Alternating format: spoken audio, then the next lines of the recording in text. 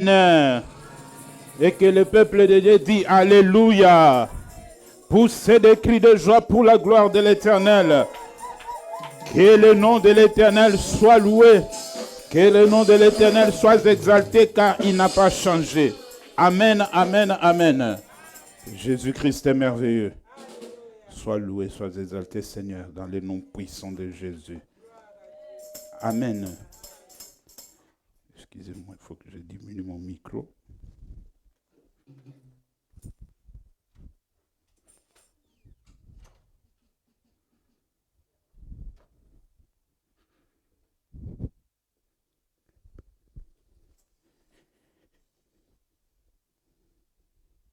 Prions pour la parole de Dieu.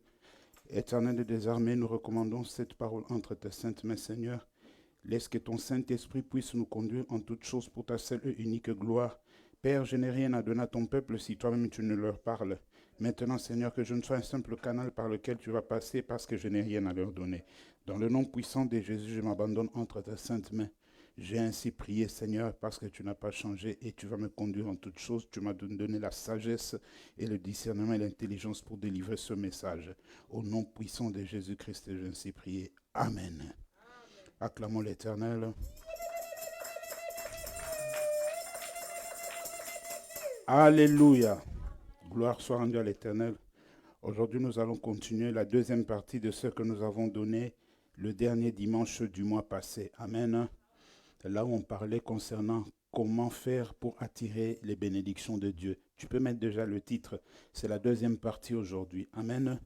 Voilà, la deuxième partie.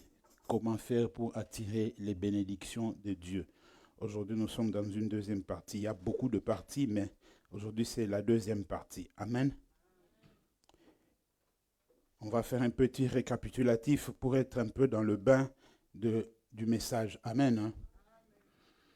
Nous avons défini bénir comme bénédiction, comme étant l'action de bénir, qui veut simplement dire grâce et faveur particulière du ciel. Amen. C'est-à-dire une bénédiction, c'est quelque chose que tu n'as pas mérité. Alléluia.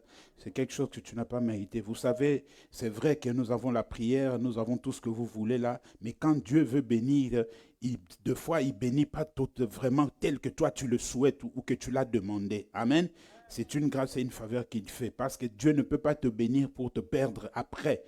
Dieu te bénit pour te garder. Amen. C'est pourquoi tu peux demander à Dieu une robe, il te donne un pantalon. Donc c'est ça Dieu. Alléluia. C'est comme ça que Dieu voit les choses. Il sait que s'il te donne la robe, il va te perdre dans 2 ans. Alors pour ne pas te perdre, qu'est-ce qu'il fait? Il va te donner un pantalon pour qu'il puisse te garder. Alléluia. Alors, dans ce moment-là, la Bible nous dit que dans le livre de 2 Timothée, chapitre 2, le verset 4 à 6, on nous montre comment Dieu est en train de bénir, et c'est à travers sa parole aussi. Alléluia. Je ne sais pas si on peut encore le lire, 2 Timothée, chapitre 2.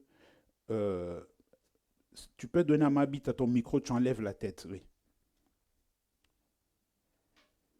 2 Timothée, chapitre 2, le verset combien?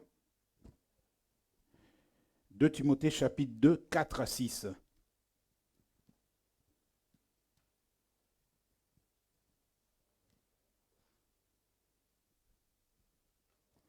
« 2 Timothée chapitre 2, 4 à 6.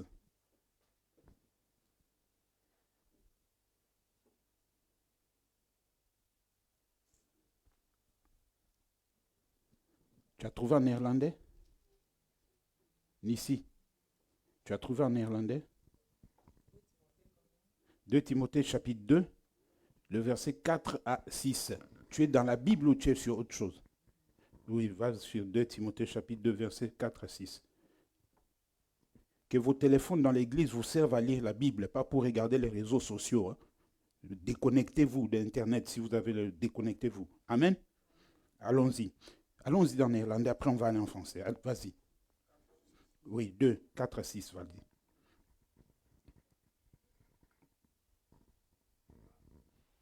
Laat je als soldaat van Christus niet in beslag nemen door de zorgen van het leven. Want dan zal degene die je in dienst heeft genomen niet tevreden over je zijn. Houd je aan de regels die de Heer heeft gegeven. Net als een sportman, als die zich niet aan de regels houdt, wordt hij gedisqualificeerd en kan hij geen prijs winnen. Werk hard. Tu es à 6? Oui. Oui, arrête-toi à 6. Oh, oké. Ok, vas-y, ma bite. Il n'est pas les soldats qui s'embarrassent de faire de la vie. Il veut pleurer à celui qui l'a enrôlé. Et l'athlète n'est pas couronné s'il n'a combattu suivant les règles. Il faut que les laboureurs travaillent avant de recueillir les fruits. Amen. Amen. Au verset 6, on nous dit qu'il faut que le laboureur travaille avant de recueillir les fruits. Amen. C'est-à-dire toute personne qui sert Dieu, il doit travailler pour recueillir les fruits. Mais pour recueillir les fruits, amen, pour être béni, il y a quelque chose qui doit entrer en jeu, c'est que tu dois combattre selon les règles établies. Alléluia. Tu dois concourir, tu dois suivre. Si tu ne suis pas les règles, tu ne peux pas être couronné. Regardez les athlètes de 100 mètres, 200 mètres, 400 mètres ou bien 800 mètres. Ils attendent le signal. Si on n'a pas encore donné le signal, celui qui s'engage en premier, il est disqualifié. Il faut qu'il y ait le signal. C'est-à-dire, il y a des règles qui sont établies. Amen. Et avant même de venir sur la piste d'athlétisme pour concourir, on doit d'abord vous tester. On doit tester l'urine. Si tu t'es pas dopé pour avoir de l'avantage par rapport à l'autre. Amen. Parce que la drogue, ce n'est pas simplement quand on voit les gens qui mettent dans le nez ou, je ne sais pas, la poudre blanche là. Non, la drogue aussi, on la fait passer par des seringues. Mais ça, ce n'est pas pour se droguer personnellement comme ça, mais c'est pour oxygéner le sang. Quand on oxygène le sang, on reçoit une force qui est au-dessus de la force que toi, tu peux produire. Amen. C'est ça qu'on appelle se doper dans le sport. Et quand on t'attrape, c'est-à-dire tu es un tricheur, tu ne peux pas remporter le prix comme ça. Mais si tu cours selon les règles et qu'on te teste que tu es négatif, là, on te donne le prix à la fin. Amen. C'est pourquoi on dit que le laboureur a droit aux fruits. Mais pour qu'il ait droit aux fruits, il doit concourir selon les règles. Alléluia. C'est de ça que nous sommes en train de parler. Amen. Donc nous voyons que pour attirer les bénédictions de Dieu, nous avons des principes et des règles à suivre. La première, nous avons parlé, c'était la crainte de Dieu. Amen. La crainte de Dieu était la première règle. Si tu n'as pas de crainte de Dieu, ça ne sert à rien. Ça ne sert à rien. Alléluia. Ça ne sert à rien. La crainte de Dieu ne se vit pas à l'église. À l'église, ici, tout le monde est hypocrite. Tout le monde a une Bible, tout le monde prie, tout le monde parle en langue si vous voulez. Tout le monde peut-être avoir des dons, tout ce que vous voulez. Mais si tu n'as pas de crainte de Dieu, tout ça est rien. Et l'apôtre Paul dit, tu es semblable à des cymbales qui retentissent. Joue un peu la cymbale là. C'est ça, c'est comme ça que l'apôtre Paul nous appelle. Quand il n'y a pas de crainte de Dieu, on est comme ça. On fait du bruit inutilement. Tu peux être là en train de transpirer, les gens disent, oh ça c'est vraiment un homme de Dieu. Dieu regarde comme ça, il se moque de toi, il ferme même les oreilles, il n'a même pas envie d'entendre ta prière. Alléluia. La crainte de Dieu. Une crainte de Dieu est très très importante. La crainte de Dieu se vit quand on dit Amen. Le culte fini, c'est là que commence la crainte de Dieu. Ce n'est pas seulement en quittant le bâtiment, c'est quand on dit Amen. Parce qu'après le Amen là, le diable peut passer par une personne pour te troubler. Et tu vas savoir si tu as la crainte de Dieu ou pas. Amen. Et après, la crainte de Dieu continue au dehors. Partout où nous sommes. Dans nos travails, dans le bus, dans les trains, dans tout ce que nous faisons. Et surtout, la crainte de Dieu est très, très importante dans nos pensées. Parce que ce sont nos pensées qui nous tuent jour et nuit. Amen. La crainte de Dieu est importante dans nos pensées. Alléluia. Donc c'est très très important. Ça c'était la première règle. Et nous avons vu cela dans le livre de Exode chapitre 1, le verset 16 à 21. Amen. Comment les femmes sages égyptiennes n'ont pas obéi à l'ordre de Pharaon. Et c'est bien écrit là. Pourquoi? Parce qu'elles craignaient Dieu. Et à la fin, vous verrez qu'il y a une récompense. Dieu les bénit. Parce qu'ils ont craint Dieu. Amen. La deuxième chose, c'était la sanctification. Et vous savez qu'il y a un passage de la Bible qui dit que sans la sanctification, personne ne verra Dieu. Amen. La sanctification est très, très importante. Nous avons vu cela dans Marc chapitre 2, le verset 22. Sanctification veut simplement dire action de sanctifier. Et sanctifier veut dire rendre propre. Et quand on parle de la propriété ici, ce n'est pas une propriété physique. Que quand tu te lèves le matin, tu vas dans la douche, tu prends ta douche. Ce n'est pas de ça dont on parle. La propriété dont on parle ici, c'est la propriété, la pureté de l'âme. Ton âme doit être pure. Quand ton âme n'est pas pure, Dieu ne te bénira pas. N'est-ce pas qu'il est écrit, à quoi bon sert un homme de gagner le monde entier s'il doit perdre son âme? Dieu aime les âmes pures. Approchez-vous devant l'Éternel avec vos mains pures. C'est ce qui est écrit dans le livre, dans la Bible. Alléluia. Quand vous n'êtes pas pur, votre âme n'est pas pure, ça ne sert à rien. Même si vous faites semblant devant les hommes, ça ne sert à rien. Amen. Vous savez, on n'a pas de compte à rendre à qui que ce soit, mais on a des comptes à rendre à Dieu. Parce que c'est lui qui nous connaît, c'est lui qui nous a créés et c'est lui qui attend de nous. Amen. Il attend de nous. C'est à lui que nous allons rendre compte. Et chacun y passera. Personne n'échappera. Amen. Personne n'y échappera. La sanctification. Il y a une sœur qui venait à l'église le dimanche. Elle chantait même, je crois, dans la chorale. Mais cette sœur-là, le samedi, elle était dans les boîtes de nuit. Samedi, elle est dans les boîtes de nuit. Dimanche, elle vient à l'église. Dieu lui dit, n'y va pas. N'y va pas. Un jour, la sœur n'a pas compris. Pendant qu'elle était dans la douche, au moment où elle sortait de la douche, elle a rencontré deux personnes. Il y avait ses frères qui étaient devant la parcelle. Ça s'est passé à Kinshasa, au pays. Ses frères étaient devant la parcelle. Elle était dans la douche de derrière. Vous savez, en Afrique, on a des douches qui sont en dehors de la maison, mais qui sont derrière la maison. Elle est partie se laver. Quand elle a fini avec son pagne qu'elle avait mis ici sur le torse, elle sortait. Elle a croisé deux personnes. Ces deux personnes ont commencé à la tabasser sur place. Elle criait, mais ses frères qui étaient devant ne l'entendaient pas. Ils l'ont tabassée jusqu'à ce qu'elle est tombée. Elle était malade. On est parti de chercher des hommes de Dieu pour qu'on vienne prier pour eux parce qu'on a dit que ça doit être des démons qui l'ont tabassé. Tout ça. Quand les hommes de Dieu sont venus, Dieu les a arrêtés. Il dit, c'est moi qui suis à la manœuvre.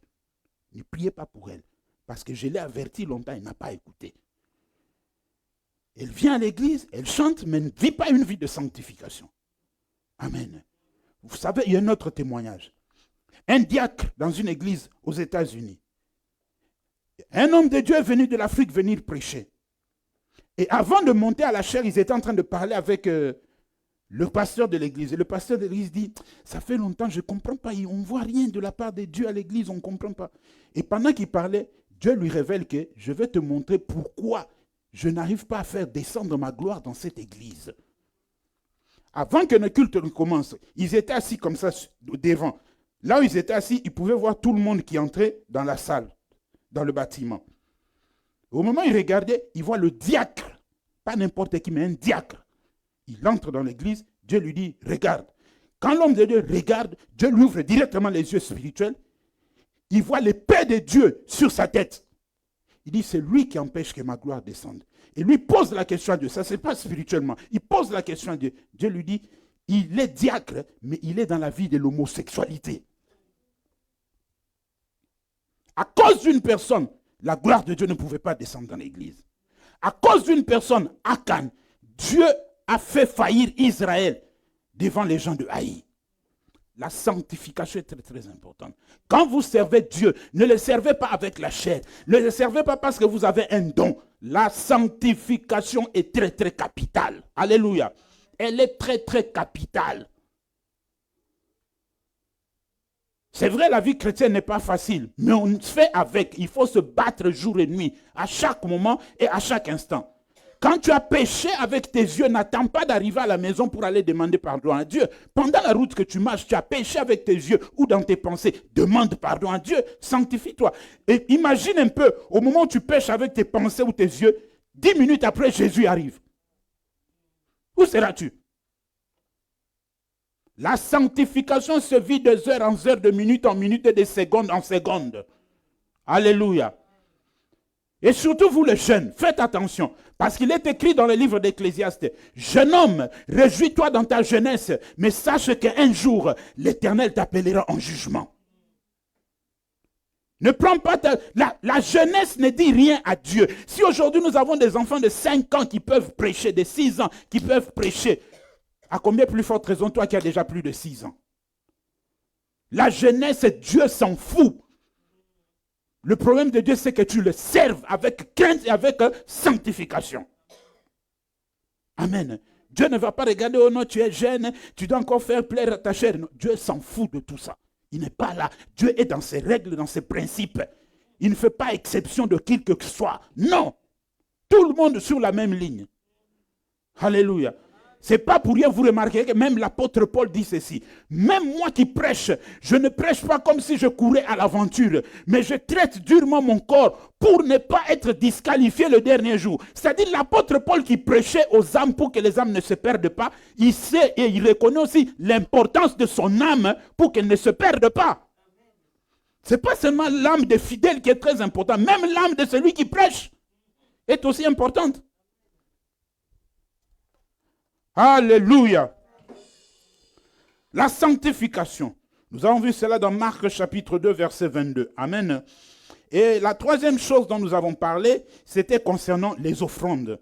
Dans les offrandes, il faut mettre les dîmes là-dedans. Vous mettez les aumônes, tout ce que vous savez là. Vous mettez ça là-dedans. Amen. Là, nous avons parlé dans Genèse chapitre 4, verset 4, et puis Matthieu chapitre 26, le verset 6 à 13. Amen.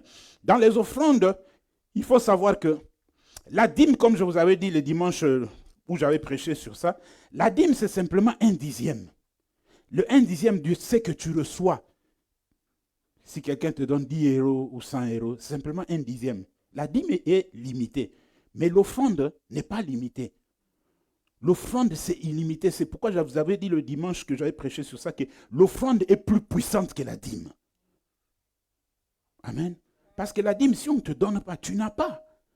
Mais l'offrande, tu as à tout moment. Il y a une sœur que Dieu avait fait grâce, elle a visité le ciel.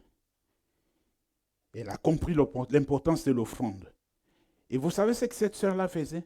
Quand elle se lève le matin, après qu'elle ait tout fait, ce travail, tout ça, elle prépare la nourriture. Quand elle finit de préparer la nourriture, si elle a préparé le foufou, si elle a préparé un peu de la viande et du pondou, les feuilles de manioc, quand elle finit de préparer, elle met pour elle à côté et prend un peu de foufou, et prend un peu de viande et de feuilles de manioc, elle met aussi à côté. Elle prie Dieu. Il dit, Dieu, ça c'est le 1/10 de ce que j'ai préparé aujourd'hui.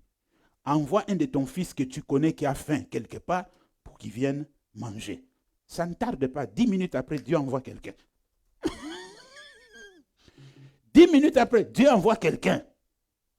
Ce n'est pas qu'il envoie quelqu'un qui est dans une bonne vie, qui peut manger. Non, Dieu lui envoie une personne qui vraiment a besoin de manger. Doit lui donner le dîme même de la nourriture. C'est pourquoi je vous dis que la dîme est très très puissante. Amen. Et pardon, l'offrande est très très puissante, plus que la dîme même. Alléluia. Donc il faut faire très attention. Et concernant la dîme, quand Dieu parle de la dîme, on a toujours tendance à voir, Dieu dit dans Malachie chapitre 3, verset 10 que, oh, vous me trompez tout ça dans les dîmes, c'est pourquoi vous êtes... Non, lisez bien Malachie chapitre, je crois, verset, chapitre combien? Je vous avais donné ça, non?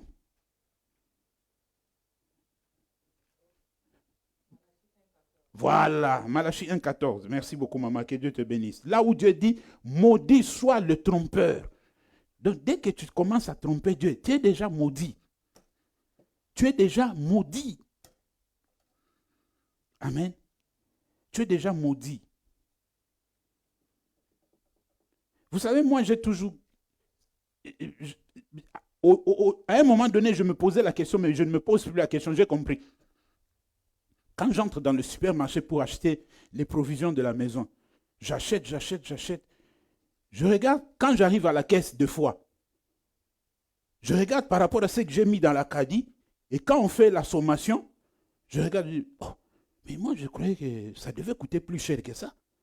Et quand moi-même j'essaie un peu de faire les calculs, je vois que je dois être peut-être au-delà de 100 €. Mais quand j'arrive à la caisse, on fait scanner tout ce que j'ai acheté comme article, je me retrouve dans les 60, 65. Mais quand je regarde tout ce que j'ai pris, je dis, oh, tout ça 65. Oui, 65. La puissance de la dîme. Amen. La puissance de la dîme. Parce que quand tu donnes ta dîme, Dieu te bénit aussi financièrement. C'est comme ça. Alléluia. C'est comme ça. La voiture que j'ai là, celle que j'ai maintenant là, j'avais de l'argent pour acheter de la voiture, mais ce n'était pas suffisant. Amen. J'avais de l'argent pour acheter la voiture, mais ce n'était pas suffisant. Il me manquait quelque chose de 1500 euros. Et sur les 1500 euros qui me manquaient, je me suis dit, ok, je vais aller parler avec une de mes voisines qui est à côté. Comme elle est là, des amis qui ont des garages. Je vais aller leur dire, toi, tu vas acheter à ma place, je te donne ça, et le 1500 là, essaie un peu de parler avec eux, je vais payer par étapes. Amen. Je vais payer par étapes. Nous dormons la nuit. Le matin, maintenant, je dois aller la parler.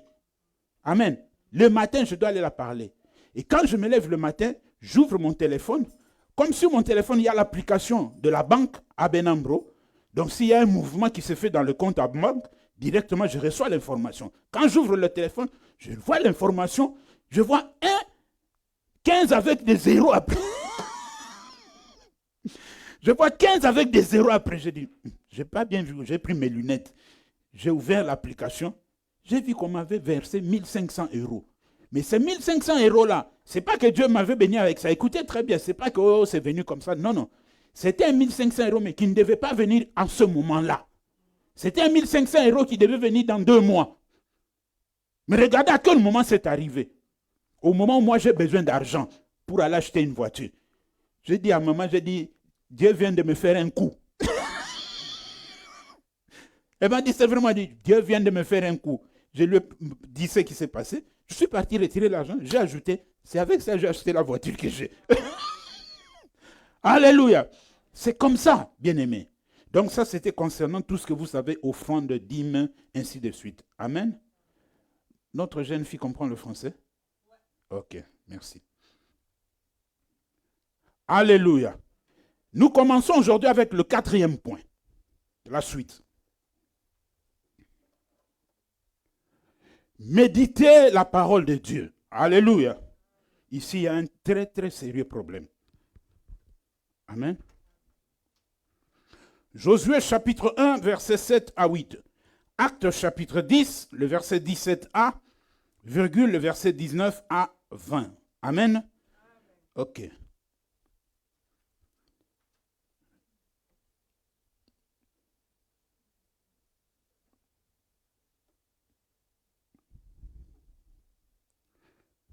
Josué chapitre 1, le verset 7 à 8. Mabita, tu y es?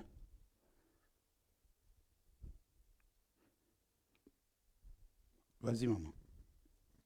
Fortifie-toi seulement et aie bon courage en agissant fidèlement selon toute la loi que Moïse, mon serviteur, t'a prescrite. Ne t'en détourne ni à droite ni à gauche, afin de réussir dans tout ce que tu entreprendras. Que ce livre de la loi ne s'éloigne point de ta bouche, médite-les jour et nuit pour agir fidèlement selon tout ce qu'il y est écrit. Car c'est alors que tu auras du succès dans tes entreprises, c'est alors que tu réussiras. Amen. Amen. Mabita, reprends la dernière phrase à partir de « car c'est alors ». Car c'est alors que tu auras du succès dans les entreprises, c'est alors que tu réussiras. Amen. Car c'est alors que tu auras du succès. Quand on met déjà car, c'est-à-dire il y a une condition qu'il faut remplir au préalable pour que le car puisse s'accomplir. Amen. On dit car c'est alors. Donc si tu n'accomplis pas ce qui est prescrit au préalable, le c'est alors là ne s'accomplira pas. Amen. Le c'est alors là c'est quoi? C'est le succès. C'est la réussite. C'est les bénédictions. Et pour les avoir, tu dois quoi? Que ces livres de la loi ne s'éloignent point de ta bouche. Médite le jour et nuit. Alléluia. Médite le jour et nuit. Allons-y dans Actes chapitre 10, verset 17a.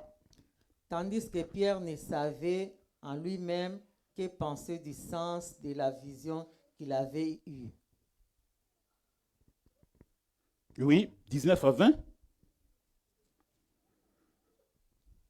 Non, tu as lu autre chose ou bien tu t'es arrêté quelque part. Tandis que Pierre, tu peux reprendre? Oui, vas-y, 17a, maman, merci. Vas-y, répète encore. Tandis que Pierre ne savait en lui-même que penser du sens de lui-même, l'essence de la vision qu'il avait eue. Voilà. Va maintenant 19 à 20. Et comme Pierre était à réfléchir sur la vision, l'Esprit lui dit, voici 3 hommes te demandent. Lève-toi, descends et pars avec eux sans hésiter, car c'est moi qui les ai envoyés. Amen. Amen. Répète la première phrase au 19. Et comme Pierre était à réfléchir la vision. Sur la vision. Oh. Amen. Et comme Pierre était à réfléchir sur la vision, l'Esprit lui dit. Amen. Que ce livre de la loi ne s'éloigne point de ta bouche. Médite-le jour et nuit. C'est alors que tu réussiras. Ici, on nous dit que comme Pierre était en train de réfléchir sur la vision, lire la Bible, c'est autre chose. Méditer la Bible, c'est aussi autre chose. C'est-à-dire, on commence d'abord par lire. La Bible, quand on l'ouvre d'abord, on l'ouvre pour la lire comme un livre de lecture. Amen. Mais quand on finit de lire, c'est pas que je vais lire Psaume 10. Tu lis Psaume 10, papa, tu finis, tu fermes ta Bible, tu te lèves, tu commences à vaquer à d'autres histoires. Non. Tu lis le Psaume 10. Quand tu finis de lire le Psaume 10, tu commences à te poser des questions. Pourquoi ici il y a ceci? Pourquoi l'auteur, celui qui a écrit, a parlé de ça? C'est là maintenant que tu commences à méditer les livres de la loi. C'est là maintenant que tu commences à réfléchir à ce que tu as lu. Amen. Et quand tu commences à réfléchir comme ça, tu commences à méditer, c'est là que le Saint-Esprit entre en action. Pour maintenant t'ouvrir l'intelligence et la connaissance. Mais si tu ne médites pas, le Saint-Esprit n'entrera pas en action. Il va te laisser dans le flou. Alléluia. Tu resteras toujours dans le flou. Tu ne comprendras rien du tout. Tu seras comme les païens. Or, que dit la Bible pour le païen? La Bible dit ceci. Si notre évangile est voilé, il est voilé pour ceux qui périssent. Pour ceux dont le Dieu de ce siècle a aveuglé l'intelligence, afin qu'ils ne voient pas briller la splendeur de la gloire de notre Seigneur Jésus-Christ. Alléluia. Donc, tu dois lire et après avoir lu, tu dois méditer. La méditation est plus importante que la lecture. Parce que c'est dans la méditation que tu comprends. Un enfant qui n'a pas étudié à la maison, il y a de ceux qui ont la capacité de simplement l'explication du professeur pendant le cours, ça lui suffit largement. Mais la majorité des enfants, il faut qu'à la maison, ils étudient pour réussir à l'interrogation ou aux examens. Si tu n'étudies pas, tu viendras, on donne l'examen comme ça, on te met la feuille devant, tu es fini. Amen. Tu es fini. Moi, je me rappelle un jour quand j'étais au lycée, j'avais un ami avec qui on était à côté comme ça. Le jour des examens, on devait faire l'examen de histoire et de géographie. On s'est dit, ok, toi tu veux étudier l'histoire, moi je vais étudier la géographie. Comme ça, lorsqu'on va nous donner les copies, moi je fais pour toi l'histoire, toi tu fais pour moi la géographie. Le jour de l'examen, nous étions assis sur le banc. Le surveillant qui devait nous surveiller, il entre, il commence, avant de distribuer le fait, il se met comme ça. Au milieu des rangées. Il dit, cette rangée ici. Ça dit, moi j'étais ici au coin. Il dit, cette rangée ici, levez-vous. Nous levons. Il va nous mettre en deuxième primaire. Il nous envoie en deuxième primaire. Allez nous asseoir avec les petits de deuxième primaire. C'est-à-dire, or, qu'est-ce qui s'était passé? Moi, malgré qu'on s'était entendu avec lui, mais quand je suis rentré à la maison, je ne sais pas, ça doit être Dieu. Quand je suis rentré à la maison, je dis, non, moi je vais étudier tous les deux. Je me suis dit comme ça. J'ai étudié l'histoire et la géographie. Mais lui, dans sa tête, il était resté dans sa géographie.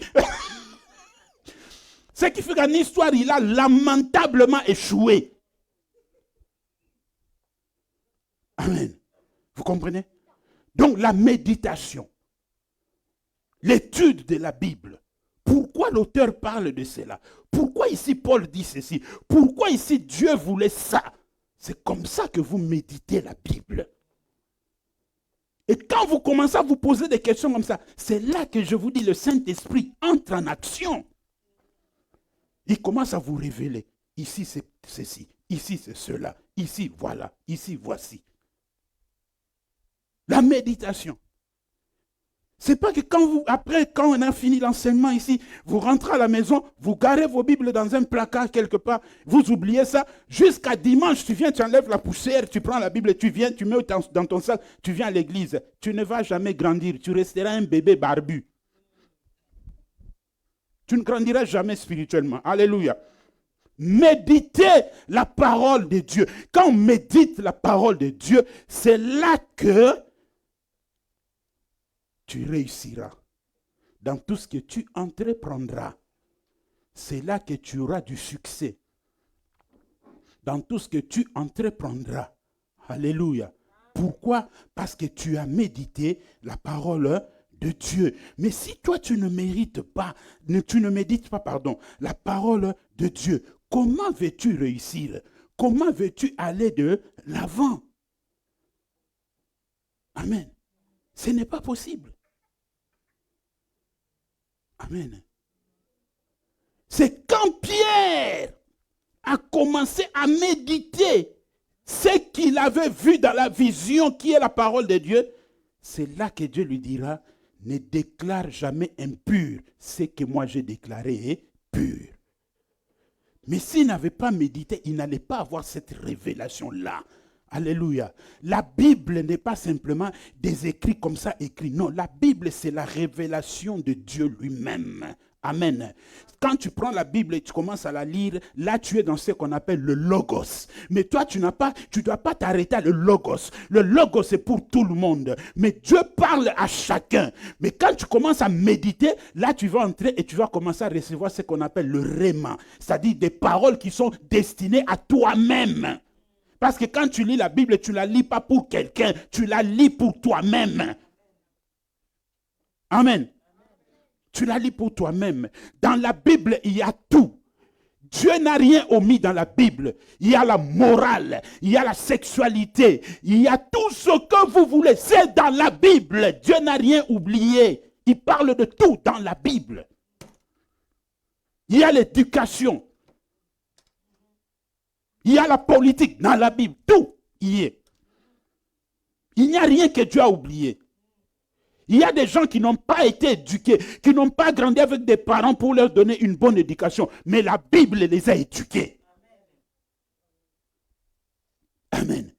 Il y a des gens qui menaient de mauvaises vies, mais dans la Bible, ils ont reçu la morale. Et ils ont changé. Amen. Pour les affaires, la Bible y parle. Amen. Du succès dans les affaires, la Bible y parle. Tu peux être un homme ou une femme d'affaires, tu fais des affaires, tu achètes ceci, tu achètes cela. Mais si tu médites la parole de Dieu, tu la médites, il arrivera un moment donné, tu peux vouloir aller peut-être, je ne sais pas, aux États-Unis ou en Turquie, aller acheter des choses. Le Saint-Esprit te dit, en ce moment, n'essaye pas parce que tu risques de perdre ton argent. Mais malgré que tu achètes et tu vends, les gens achètent. Mais le Saint-Esprit t'avait dit, non, pas maintenant. Attends. Si tu t'entêtes, tu perds ton argent. Mais si tu médites et tu comprends, tu arrêtes, tu ne perds pas d'argent. Dieu a parlé de tout. C'est pourquoi il nous a donné sa parole. Amen. La méditation. La méditation, c'est réfléchir sur quelque chose. C'est ça qu'on appelle méditer. Réfléchir sur quelque chose. Donc, regardez mûrement qu'est-ce qui s'est passé, comment ça s'est passé. Amen. Vous savez, quand un enfant vous parle, vous les parents, vous savez, quand un enfant commence la vie de zigzag et qu'il vient se mettre devant vous, il te parle, en l'écoutant simplement, il peut beau arranger son discours, mais en tant que parent, en l'écoutant simplement, tu sais déjà qu'il est en train de mentir. N'est-ce pas? Tu sais qu'il est en train de mentir. Et c'est là que tu lui diras, hé, jeune homme, jeune fille, ce que tu es en train de faire là, je suis passé déjà par là. Arrête. Amen. Arrête, je suis déjà passé par là. Et tu verras que l'enfant va niet stopper sur place. Même si vous voulez, oh non, maman, oh papa, non, arrête, je suis déjà passé par là, arrête, tu mens. Alléluia. Pourquoi? Parce que pendant qu'il parlait, lui croyait, elle ou lui croyait être plus intelligent que toi. Or, il est dit que jeune homme, fais attention. Le vieillard qui est assis là, ne crois pas que toi, enfant qui est debout, tu peux voir plus loin que le vieillard qui est assis. Le vieillard qui est assis là, il a déjà une expérience dans la vie. Il connaît déjà comment la vie marche. Il a vécu déjà. Toi, tu es venu au monde pendant que lui avait déjà 25 ans ou 26 ans ou 30 ans. Dans les 30 ans là, toi, tu ne l'as pas encore. Vous comprenez? Toi, tu manques encore les 30 ans là. Mais lui, il a déjà passé ces 30 ans là. Il connaît ces choses-là. Alléluia. Donc, il faut faire très attention. Donc, méditer, c'est réfléchir mûrement, examiner les choses, approfondir une pensée. C'est comme quelqu'un quand il vient vous donner un conseil. Le conseil peut être bon comme il peut être mauvais. Mais après que la personne vous ait donné le conseil, maintenant commencez à réfléchir sur ce conseil-là. Ce n'est pas que quand on vous donne un conseil directement, vous l'appliquez. Ça ne marche pas comme ça. Un conseil peut aussi vous perdre. Mais si vous méditez, vous réfléchissez sur ce conseil-là, vous verrez que ce conseil est bon, je vais l'appliquer pour qu'il m'aide. Vous verrez, ça c'est un conseil dangereux, cet homme veut m'envoyer dans le trou. Et vous refusez ça. Amen. C'est très très important. Alléluia. La méditation. Vous savez, Josué,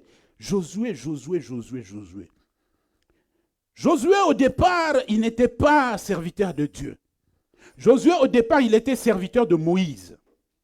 Amen. Si vous lisez dans le chapitre 1, vous verrez. Après la mort de Moïse, serviteur de Dieu, Josué, serviteur de Moïse, fils de Nun. Alléluia. Dieu lui dit, lève-toi.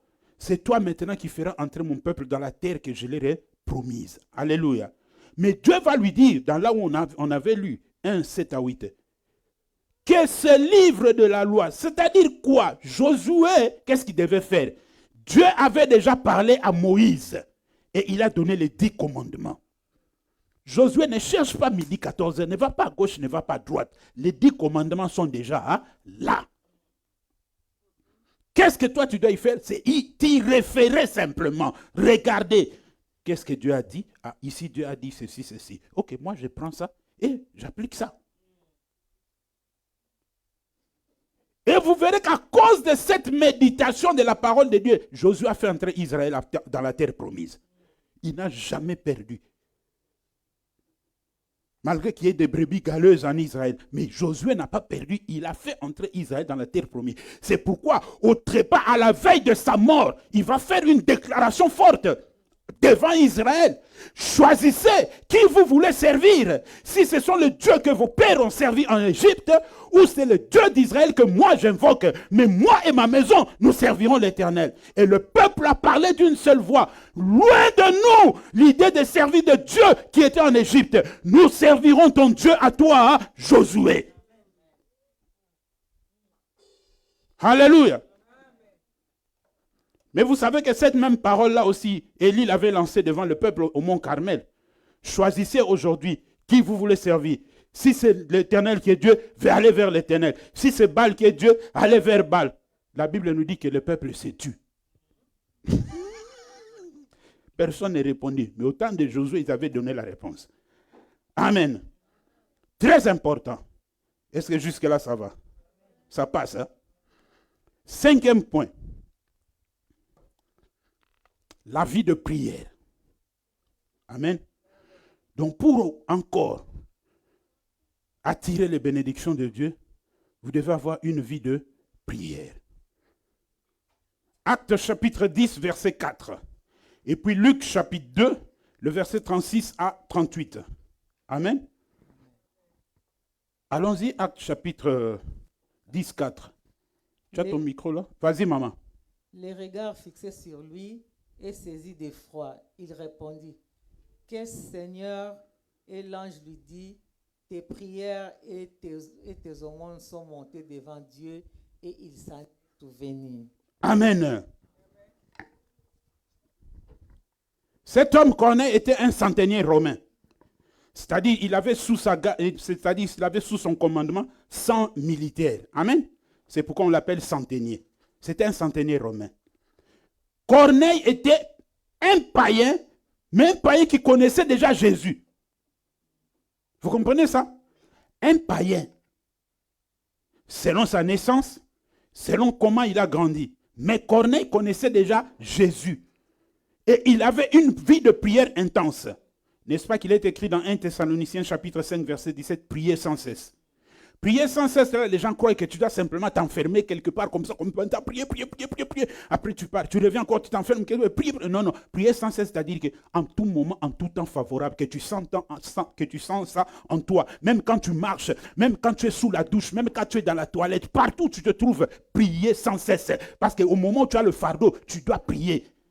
Ça ne te donne pas un endroit spécifique où tu dois prier. À tout moment, à chaque instant, tu pries. Et comme un jour, un frère m'a dit, je voulais prier, mais j'ai senti le Saint-Esprit me dire, prie pour ton grand frère là. Mais j'étais sous la douche, j'ai attendu que je sorte de la douche pour que j'aille prier. Bon, le temps que j'ai fini la douche, j'ai essuyé, j'ai mis la crème, tout ça. J'entends le téléphone sonner, je prends le téléphone, on m'appelle que mon grand frère est mort. Moi, je dis, mais c'est toi qui l'as tué. Il dit, pasteur, comment moi, c'est toi qui l'as tué. Il dit, pourquoi? On dit, mais quand tu avais senti ça, tu étais où? Il a dit, mais j'étais sous la douche, c'est pas poli. Moi, il dit, est-ce que Dieu n'avait pas vu que tu étais sous la douche? Vous donnez à Dieu des endroits précis où tu dois prier, ou des moments précis où tu dois prier. Non, le fardeau reste le fardeau. Alléluia. Corneille était un homme avec une vie de prière. Et quand l'ange de l'Éternel lui est apparu, et dans la Bible, quand vous lisez où on parle de l'ange de l'Éternel, c'est-à-dire Dieu lui-même sous forme angélique, l'ange lui dit, Corneille, tes aumônes et tes prières sont montées jusqu'à l'Éternel. Alléluia. Laissons un peu les aumônes à Paris. Ici, on parle de la prière. Amen. C'est-à-dire, tes prières sont montées jusqu'à l'Éternel. Corneille avait une vie de prière. Un enfant de Dieu sans vie de prière, c'est un mort. Il est mort. Alléluia. Tu es mort. Si jusqu'aujourd'hui tu continues dans tes prières de 5 minutes, 10 minutes, 3 minutes, tu es mort. Tu es mort. Amen. Hein? Tu es mort.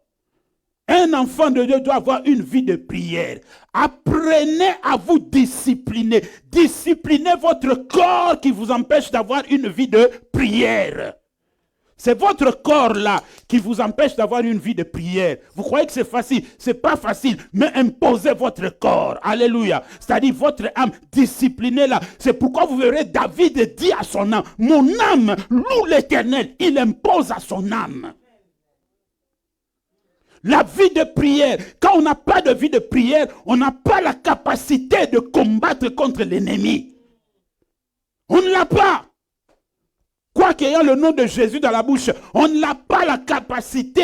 Le nom de Jésus agit en fonction de ce que nous avons en nous. S'il n'y a pas de vie de prière, le nom de Jésus ne nous servira à rien. On peut être devant le diable et dire, au nom de Jésus, il se moque même de nous. Alléluia. Une vie de prière est très très importante. C'est dans la vie de prière que tu vas renverser les Goliaths. C'est dans la vie de prière que tu vas renverser les Jéricho. C'est dans la vie de prière que tu vas éteindre les traits enflammés du malin. C'est dans la vie de prière que l'ennemi prendra fuite devant toi. C'est dans la vie de prière que tu vas appeler le néant à l'existence. Ça, c'est la vie de prière. Corneille appelait l'existence de Dieu dans sa maison à cause de la prière. Quelle bénédiction! Un païen qui ne connaissait pas Dieu, mais à cause de ses prières, la présence de Dieu est descendue dans sa maison. Comment attirer les bénédictions de Dieu? Avoir une vie de prière. Alléluia. Il ne faut pas toujours attendre qu'on proclame le jeûne et les prières. D'ailleurs, ça va venir bientôt. Nous sommes déjà à la fin du mois. On va bientôt commencer là. Amen. N'attendez pas simplement qu'on donne le jeûne et prière. Et dit, toi-même, tu dois te faire violence. Tu dois te faire violence. Tu dois dire, je dois être fort spirituellement. Alors je vais entrer en jeûne pour puiser la puissance de Dieu. Être rempli. L'onction n'est pas quelque chose de définitif. L'onction se renouvelle chaque jour. Amen. L'onction se renouvelle chaque jour. Corneille a vu Dieu venir dans sa maison et lui dire que c'est à cause de tes prières. À cause de tes prières. Amen. Cause de tes prières. Je suis un homme de vie de prière, mais je vous ai toujours aussi demandé à vous, l'Église, de prier aussi pour moi. J'ai besoin de ça. J'ai besoin de ça. Je vous dis la vérité, j'ai besoin de ça. C'est très important pour moi. Amen. D'abord, Dieu veut du ciel, il verra que vous avez confiance en moi. Et 2, ça m'aide aussi. J'ai des combats spirituels aussi que j'affronte. Et quand vos prières arrivent avec la prière que moi j'ai, ça fait une explosion et le diable doit reculer. Ne m'abandonnez pas, dites que non, pasteur a une vie de prière qui se bat lui-même. Non, j'ai besoin de votre soutien, comme moi aussi je vous soutiens dans la prière. Quand je me mets à genoux pour prier, même s'il s'agit de mes propres prières, toujours dans ma tête, avant de finir, dans un coin de ma tête, c'est l'église que maintenant je transporte devant l'Éternel. Alléluia. Vie de prière, c'est très très important, très capital. Et une personne qui a une vie de prière, vous pouvez la reconnaître facilement. Et une personne qui est morte aussi, vous pouvez la reconnaître facilement. Vous voyez les personnes d'ailleurs qui sont mortes là. On lance simplement la prière. 15 minutes après la prière.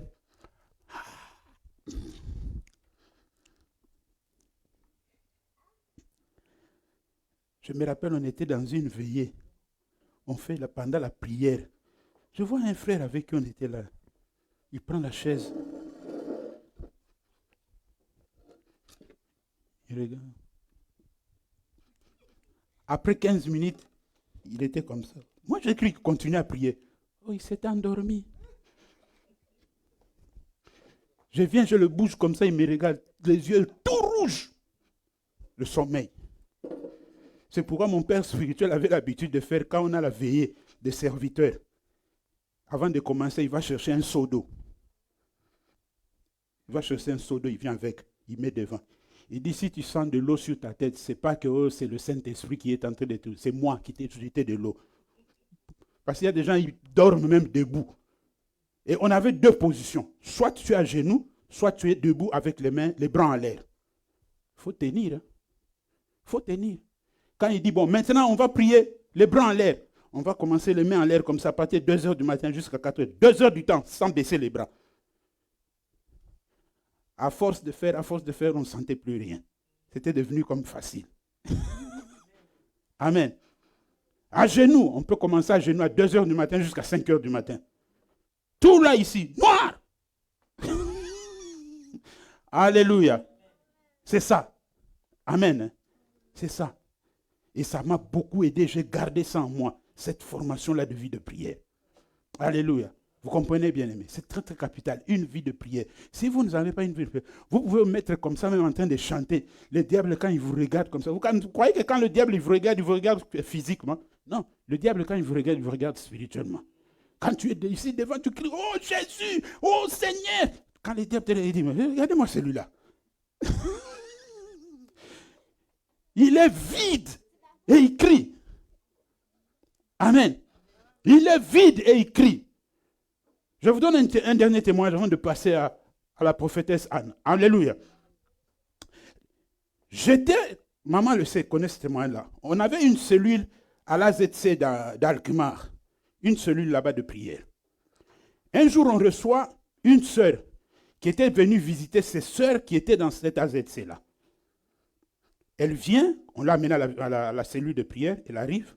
Et ce jour-là, je devais prêcher.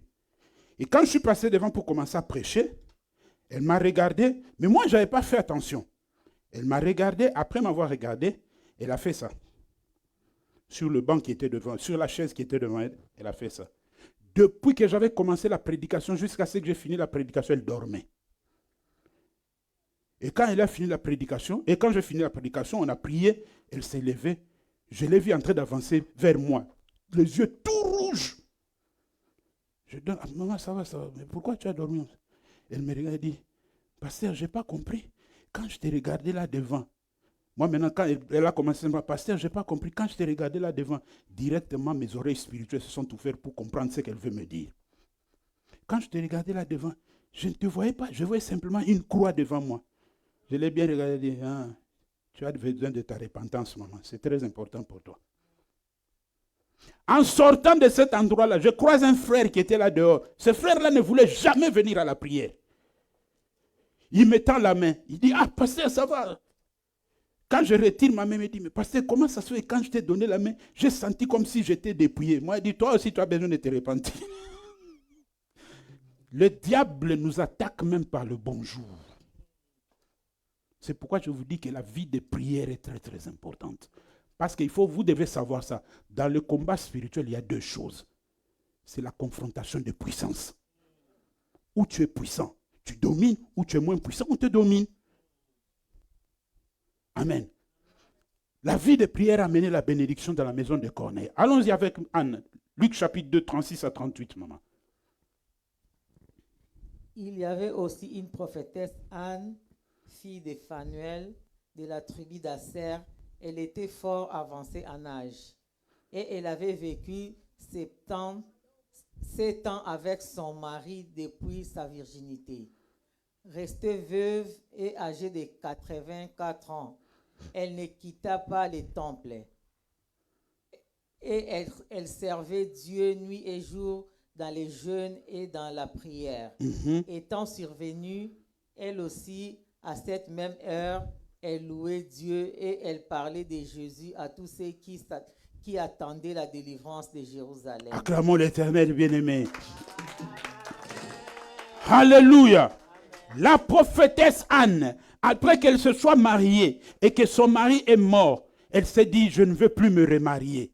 Je vais aller dans la présence de Dieu et y rester jusqu'à ce que je quitte la terre des vivants. Amen.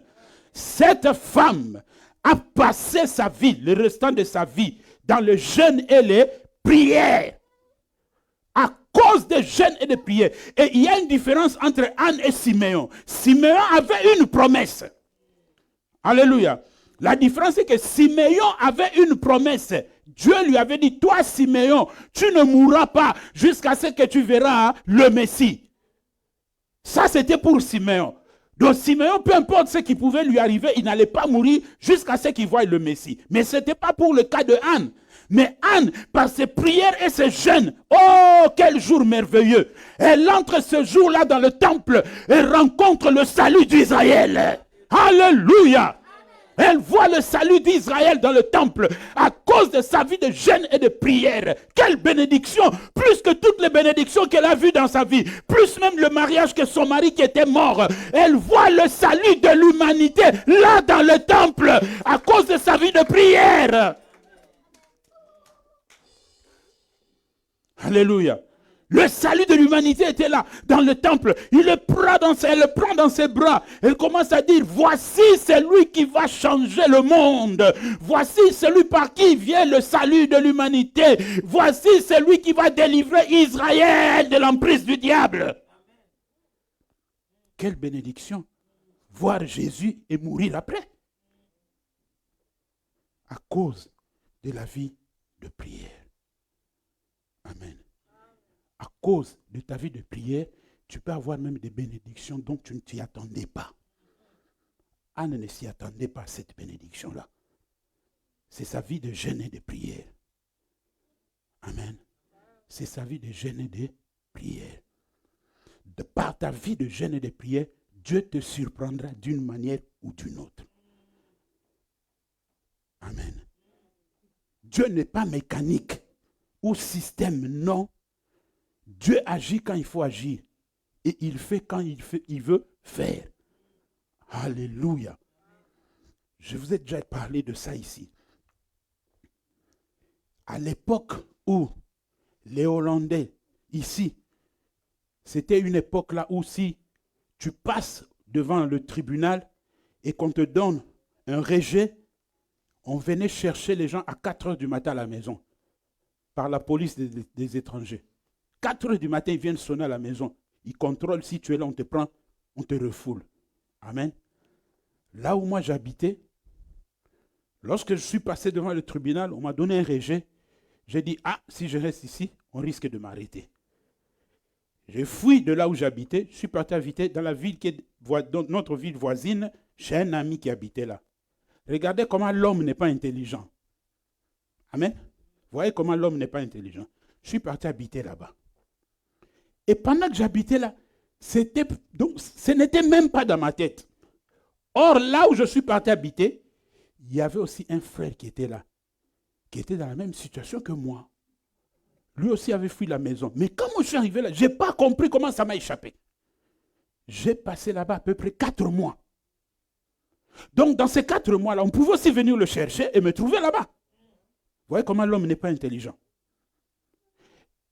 Et non seulement ça, j'avais une voiture, je roulais en voiture. Je n'avais même pas de permis de conduire hollandais. À cette époque-là, presque nous, tous les Congolais et les Angolais, on conduisait avec le permis de conduire angolais. C'était un peu tolérable ici à cette époque-là. Amen. Donc, on pouvait aussi m'arrêter par la police en cours de route. Et quand ils vont taper au Minir, hein? Procédure for buy. Alléluia. Vous comprenez? Alors, un jour, je quitte maintenant là où j'habitais pour aller maintenant à cette cellule-là de prière qu'on avait là-bas à la ZC d'Alkmaar. Et pendant que je roulais, le Saint-Esprit vient dans ma voiture. Il me dit, réfléchis un peu bien. Là où tu es là, il y a quelqu'un qui est là, qui est dans la même situation que toi. Si on vient le chercher, on le trouve pas, on va te trouver, toi, on va te prendre. Quand j'ai réfléchi, oui, c'est vrai. Le Saint-Esprit me dit, mais alors qu'est-ce que tu as fait? Tu n'as rien fait. Parce que c'est la même chose là où tu étais et là où tu es maintenant. C'est la même chose, tu es dans la même situation. J'ai garé la voiture, j'ai commencé à rire. Je vous dis, j'ai ri au moins 10 minutes, moi-même. Comme ça, comment je me suis trouvé bête. J'ai commencé à rigoler. Et le Saint-Esprit maintenant me dira, prends tes histoires, rentre là où tu étais. Et c'est là que Dieu te bénira. Je suis parti à la cellule de prière, j'ai fait le culte, on a fini. Et en rentrant, j'ai dit à ce frère-là qui m'avait accueilli dans sa chambre, je lui ai remercié, je l'ai béni, j'ai prié pour lui, j'ai pris tout ce qu'il y avait pour moi. Je suis rentré, j'ai dit, Dieu m'ordonne. C'est une obligation, un commandement. Dieu m'ordonne de rentrer. Je suis rentré. 2 mois après, la visitation est venue. Vous comprenez? Donc moi, je m'attendais que peut-être par-ci ou par-là, ça pouvait venir. Non, Dieu a fait ça d'une autre manière. La vie de prière est très, très importante. Anne a vu le salut de l'humanité à cause de sa vie de prière. Amen. 6e point pour aujourd'hui.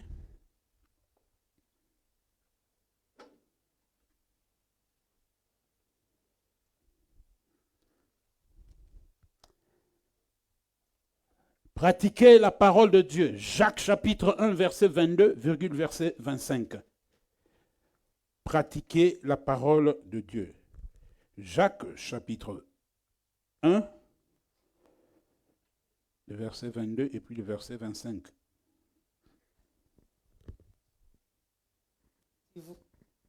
Tu vois que la foi agissait avec... Non, Jacques chapitre 1, 22. Allez-y.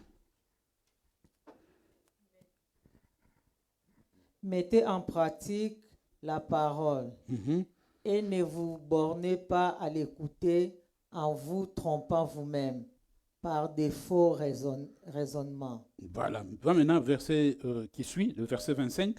Mais celui qui aura plongé les regards dans la loi parfaite, la loi de la liberté, et qui aura persévéré, n'étant pas un auditeur oublié, mais se mettant à l'œuvre, celui-là sera heureux dans son activité. Amen. Acclamons la parole de Dieu. Jacques nous dit que ne vous bornez pas par de faux raisonnements. Il y a des gens qui ont des cahiers et des cahiers à la maison. Ils écrivent. Qu'est-ce que nous dit la Bible? La Bible nous dit que dans les derniers temps, les gens auront la démagogie. d'écouter la parole de Dieu, mais des bonnes choses simplement. Amen. Hein. Les gens aimeront avoir des foules de docteurs et de prophètes. Amen. Hein. Les gens iront partout, il y aura des campagnes d'évangélisation gauche-droite. Hein. Mais tous ces gens-là, ce sont des êtres morts parce qu'ils ne mettent jamais en pratique la parole de Dieu. Tu as 50 cahiers, mais dans les 50 là, tu n'as jamais mis en pratique même un point de ces 50 cahiers-là. Amen. La parole de Dieu n'est pas quelque chose de théorique. La parole de Dieu est l'application. Amen. La parole de Dieu, c'est l'application. C'est-à-dire, tu dois la vivre. Amen. Tu dois la vivre. Jacques dit, ne vous bornez pas. C'est-à-dire, ne vous mentez pas vous-même. Ne vous mentez pas vous-même à simplement écouter dire Amen, Alléluia, gloire à Dieu. Dans ces Alléluia, les gloires à Dieu, là, il y a beaucoup de mensonges là-dedans. Alléluia. Ne vous bornez pas à ça, mais mettez plutôt en pratique. Quand on te dit d'arrêter le péché, arrête le péché. Car la Bible dit ceci, ce n'est pas au ciel pour que tu dises que je ne peux pas y aller. Ce n'est pas dans l'eau pour que tu dises je ne peux pas y aller. Ce n'est pas dans le bas de la terre pour que tu dises je ne peux pas y aller. Mais la Bible dit que c'est là à côté de toi. Amen. C'est là à côté de toi. Ne te borne pas à dire oui, j'ai écouté. Oui, j'ai écouté. Tu écouteras. Jésus viendra te trouver toujours en écoutant. Mais tu n'as jamais mis en pratique. Vous imaginez si Jésus n'avait pas mis en pratique la parole de Dieu? Que serons-nous devenus? Même lui-même, Jésus, que serait-il devenu puisqu'il était sur la terre des vivants? Ça allait être compliqué. Hein? Amen. Ça allait être compliqué. Nous serons tous des sorciers. Ah mais oui. Alléluia. Et Jacques dit au verset 25, il dit que c'est là quand on met en pratique que nous réussissons et que nous avons du succès. Donc pour attirer les bénédictions de Dieu, c'est mettre en pratique la parole de Dieu. On nous a prêché ça, Papa Willy a prêché ça, Maman Meta a prêché ça, Papa Esaïe a prêché ça. Ok, je vais mettre en pratique. Tu pratiques? Amen. Tu pratiques, tu commences à pratiquer. Hein? Vous verrez que des chrétiens qui écoutent la parole, ici on parle aux chrétiens. Hein? Les chrétiens écoutent la parole de Dieu, mais ce sont les mêmes chrétiens qui ont la facilité d'insulter les gens. Si vous allez sur les réseaux sociaux, mais c'est terrible. Et vous savez, il y a une chose qui se passe maintenant sur les réseaux sociaux, c'est quoi? Les gens ont tellement insulté les gens sur les réseaux sociaux. Les gens ont tellement accusé. Parce qu'ils ont cru que les réseaux sociaux, c'était un tribunal. Ils ont tellement accusé les autres sur les réseaux sociaux. Fin de compte, les gens sont fatigués. Les gens sont maintenant vaccinés avec toutes ces choses-là. Tu peux passer sur les réseaux sociaux, dire tout ce que tu veux. Les gens s'en foutent. Avant, tout le monde voulait savoir. C'est quoi? Hein? Qu'est-ce qu'il dit? Ah oui, tu sais. Hein? Maintenant, il écoute ça. Ah, dit qu'il aille là-bas, qu'il aille au diable. Les gens maintenant sont vaccinés. Amen. Sont vaccinés. C'est comme un enfant. Si vous commencez à le taper, à un moment donné, ça ne lui fera plus rien. Et c'est là maintenant qu'il va commencer à devenir encore plus têtu. Alléluia. Je connais un papa, les gens, papa sévère là. Mais le jour où son fils avait engrossé une fille, on est venu leur visiter à la maison. Comme vous savez, en Afrique, là, tu engrosses la fille d'autrui, on l'amène chez vous. La famille vient. Ouvrez, votre enfant. Les Africains aussi sont compliqués. Regardez ce que votre fils a. Comme vous êtes en tort, vous savez que vous pouvez vous défendre, mais vous êtes déjà en faiblesse de tort parce que votre fils a fait quelque chose. Ce papa-là était à la maison. La famille de la fille ont commencé à parler, ils ont dit. Son fils aussi était là. Son fils, lui, en lui-même, il savait comment son père était. Sévère, il savait qu'aujourd'hui, je ne sais pas, ça va barder, on va peut-être me chasser de la maison, je ne sais pas ce qui va mal. Il tremblait à un niveau. Le papa écoutait. Quand ils ont fini, le papa a dit, ok, la solution c'est quoi? La famille de la fille. Oh, il doit rester ici. Le papa a dit non, non. C'est pas sage qu'elle reste ici. Comme ils s'aiment déjà, si elle reste ici, c'est dangereux. Je préfère que vous rentriez avec votre fille. Moi, je vais prendre tout en charge jusqu'à ce qu'elle va accoucher. Ils ont parlé, ils ont palabré, après ils ont accepté, ils sont partis. Mais lui, le garçon, attendait de voir la réaction de son père. Ce jour-là, ça l'a étonné. Son père ne lui a jamais dit un mot, il ne lui a jamais grondé, il ne lui a jamais ni donné de conseils. Vous comprenez ça? Un papa qui est très strict là, mais ce jour-là, il n'a jamais rien dit. Ni en bien, ni en mal. Amen. Ni en bien, ni en mal. Alors le fils était troublé, il ne comprenait pas, mais au juste son père, il était dans quelle posture, il était dans quelle position. Son père l'a laissé comme ça. Amen. Et cet épisode-là l'a plus même traumatisé que quand on était venu le menacer.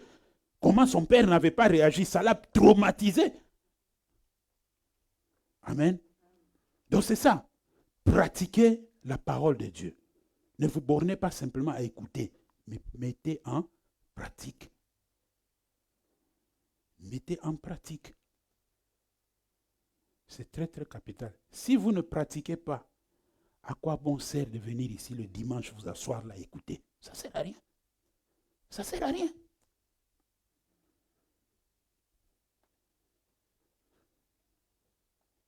Moi, j'ai toujours prié à Dieu, tel que je me bats chaque jour, et j'ai toujours prié à Dieu. Dieu, je ne veux pas passer par la tribulation. Jamais. Je ne veux pas passer par la grande tribulation. Jamais.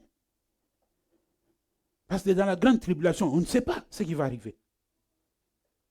Amen. Je préfère que quand le son de cloche va sonner, que je sois enlevé directement. Parce que la tribulation, là déjà maintenant, regardez comment le monde est, comment on est dans la chaudière. Mais dans la tribulation, ça sera fois 10 millions, ce qu'on vit maintenant. C'est là que ça sera, si tu n'as pas la marque, tu ne peux pas acheter. Amen. C'est là que ça sera, si tu ne glorifies pas, si tu ne te prosternes pas devant le diable, tu ne peux pas vendre ou tu ne peux pas faire quoi que ce soit. La grande tribulation, c'est ça. Alors si toi, tu t'entends passer par ça, ça c'est ton problème. Moi, je refuse ça. Moi, je préfère l'enlèvement. Que Dieu vous bénisse.